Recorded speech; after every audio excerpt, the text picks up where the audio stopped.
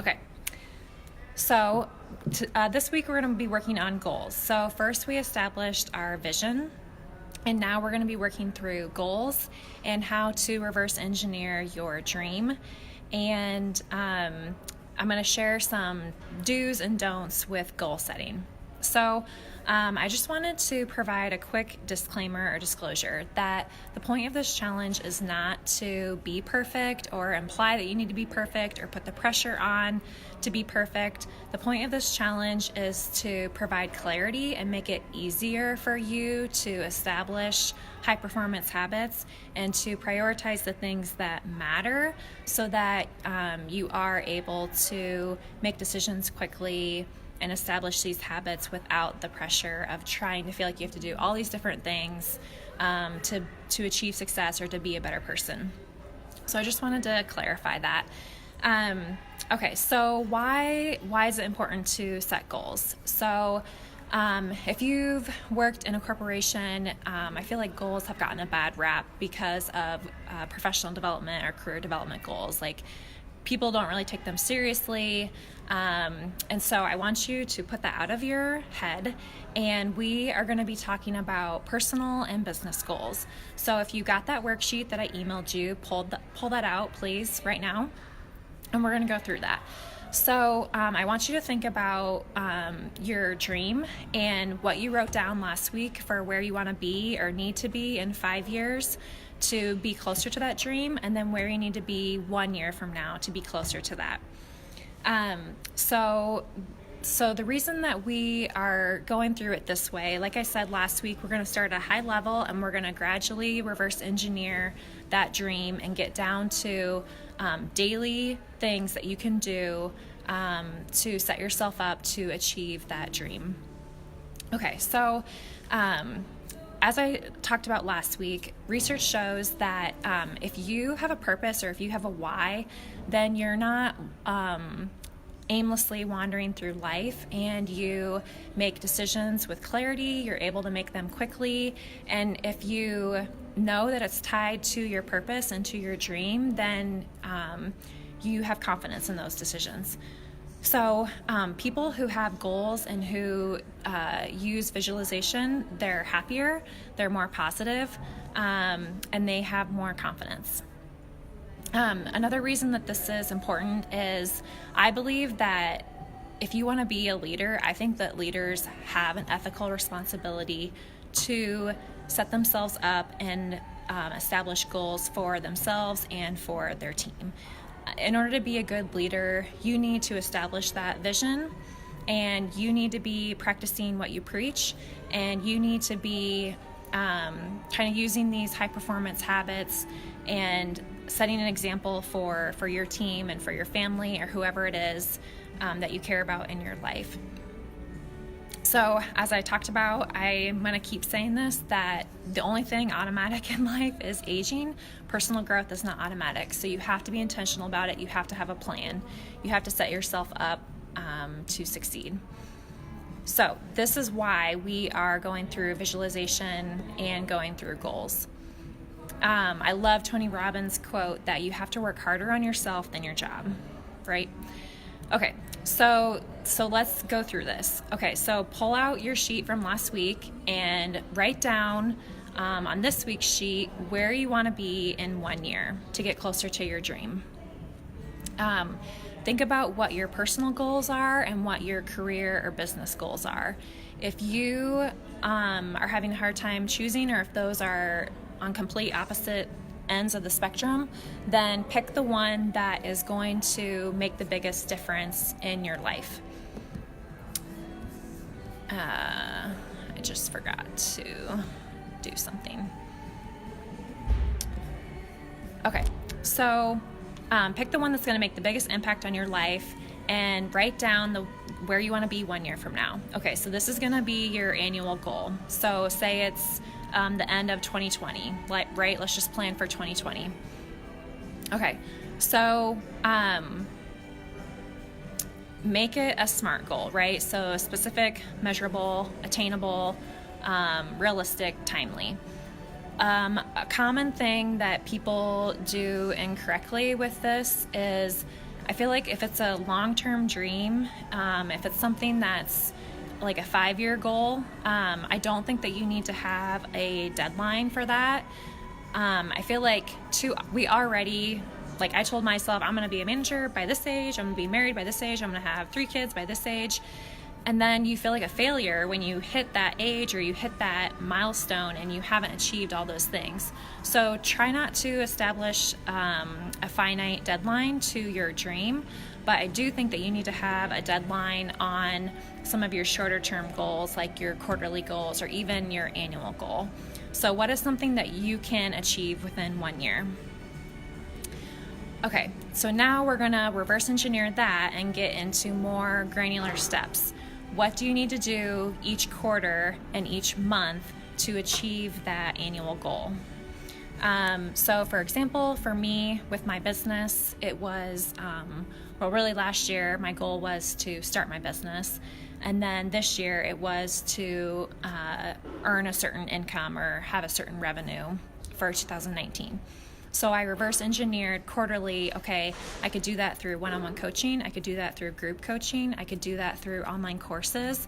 And so I figured out what I needed to do quarterly to get closer to that. Like, what were the gradual steps? A key part to this is choose the thing that's gonna eliminate other steps and get you there faster.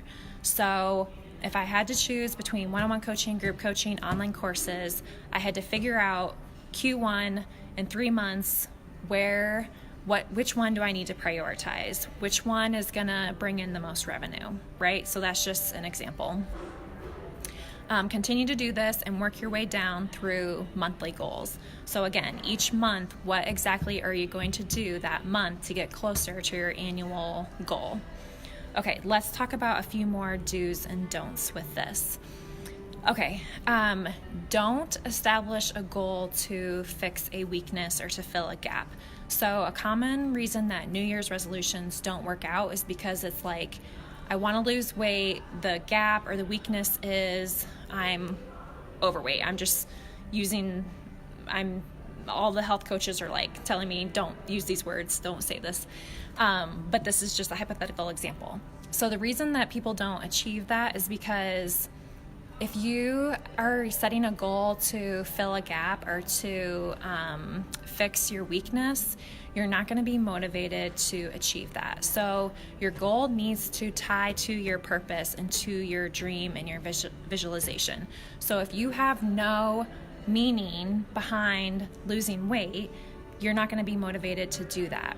Whereas if you were told to lose weight in order to be able to get heart surgery or be able to have knee surgery, or if you were trying to lose weight for your child's wedding, something like that, like if you had a purpose behind it, you're more likely to achieve it. So keep that in mind as you're going through your goal and setting this. It has to tie to your dream and to your purpose. Another common issue I see is people use the goal as a result, but they don't have a system or a process to get to that. So for example, your goal, the wrong way to do this is to say, my goal is to have a successful business. Well, how exactly is it going to be a successful business? Like, how are you measuring success? And what's your process in place to achieve success? Your goal should have a process to it, and it should be more like a system. So the right way to do this, go about this goal, is to say, I am going to test my products, I'm going to do customer surveys, I'm going to survey my employees, I'm going to hire right people, I'm going to develop my employees so that they are loyal and so they work hard and they're motivated. That is how I define a successful business. That is what success means to me. And here's how I'm going to do that within the next year. So, just another example. It's okay if your goals change. So I said this in last week's email, that don't feel like your dream should be high level enough and broad enough that it's okay if you don't know exactly what it looks like. Like, I think that you can take pieces of that and your visualization, like as you're going about your day, or if you're planning for a meeting or you're planning for something important, I think it's important to visualize that to every detail possible. But your dream can be high level, it can be broad. Now we're going to start working through the goals of how to get there, and these are going to be more specific. However, we go through so many seasons of life, and people change their career, 5 to 7 times on average now over their lifespan. So it's okay. It would actually be rare if your goals don't change or if you don't pivot somewhat. So I hope that your dream is broad enough that allows you to pivot a little bit, where you have flexibility in how you're going to achieve that.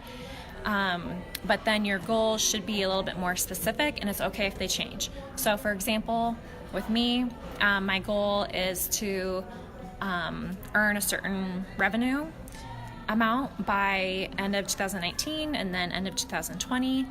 However, it's okay if I focus on one-on-one coaching, but then maybe later on in life I focus more on traveling and talking to companies or speaking. That's okay if it changes. Or it could be where maybe I don't even want to do that anymore and my goal completely changes and I'm going to go about diversifying my income in another way. That's okay. Okay, so lastly, I just wanted to end with give yourself grace if you don't succeed or don't meet your timeline. So as you're going through this, as you're going through your year's goal, there are going to be times where you planned on doing piece A 3 months from now and you actually already did it.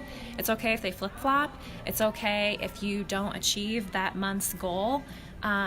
Just try to keep working towards it. I mentioned this last week, but if you are constantly just chipping away at something, it's not likely that you're actually going to achieve that. So try to establish like 30 to 60 days max of a timeline for your short-term goals. But if you don't achieve that, it's okay. But reflect on, okay, did your priorities change? Is there a reason why that's not important to you? Do you need to forget about it, or can you achieve it next month or next quarter? I'll end with a quote here that your path is not going to be straight. Sometimes you have to go through the mess. It's not going to be easy, but sometimes you have to go through the hard parts and you have to go through the messy things to succeed. Just a common analogy that I like to use is a flower grows in the dirt in the dark, but still blossoms. So I know you guys can do it. I know that you can achieve your 2020 goals. Best of luck. Do you guys have any questions?